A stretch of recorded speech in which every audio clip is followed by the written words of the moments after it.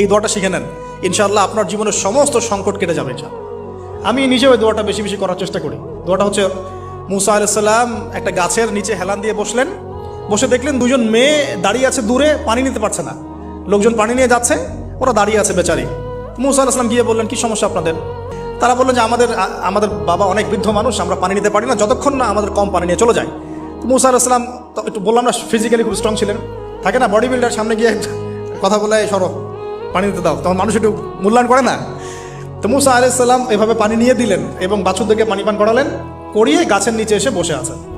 বসে বসে তিনি দোয়া করছেন, এই যে দোয়াটা তিনি দোয়া করছেন, রব্বি, একটা নেক কাজ করলেন, নেক কাজ করলেন না, মানুষের উপকার করলেন, নেক কাজ করে এসে গাছের নিচে বসে দোয়া করছেন, আল্লাহ এখানে তো আমার খাবার পানি বাসস্থান কিছুই নাই, আমি কি করব?